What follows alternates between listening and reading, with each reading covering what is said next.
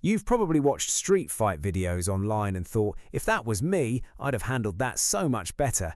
Maybe you picture yourself landing perfect punches and walking away like some action movie hero. But here's the brutal truth that'll shatter that fantasy. Most real street fights are over in the first 5 seconds, and it's almost never the person you'd expect who wins. The tough guy talking trash usually ends up on the ground getting pounded by someone who looks half his size. Real street fights aren't won by who hits hardest or who looks scariest.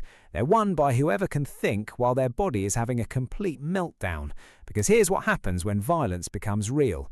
Your nervous system treats it like a car crash, your vision tunnels, your hands stop working right, and your ability to plan more than 1 second ahead just disappears. This happens to everyone.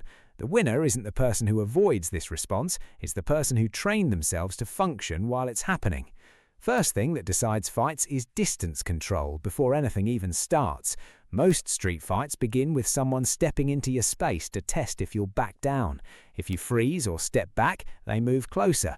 If you puff up and get aggressive, they escalate. Neither response protects you. What works is controlling the gap without looking like you're fighting yet. Angle your body slightly, keep your hands visible but not raised. Put something between you and them. A table, a car door, even just turning your shoulder creates a barrier. Most people who want to intimidate you won't close the gap you created on purpose. They'll hesitate. The second they hesitate, you either leave or you act first. Second thing is decision speed. You don't win by throwing fast punches, you win by being faster to the decision. The person who decides first controls everything. If you're still wondering whether to fight while they're already swinging, you've lost. The best fighters either hit first or leave first. They don't waste time thinking about it. You need to know your line before you're in the situation.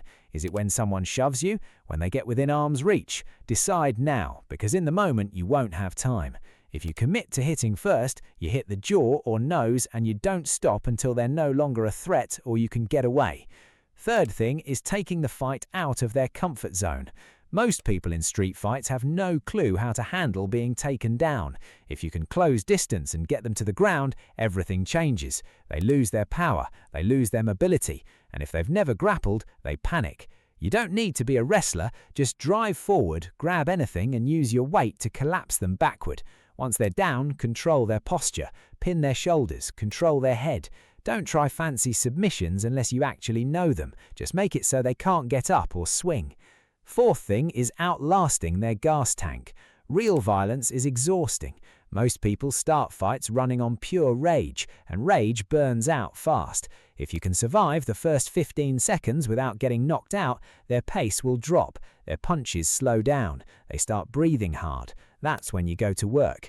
You don't need to be the better fighter, you just need to be the one who can still move when they can't. Street fights aren't about being the toughest person in the room. They're about controlling what happens next.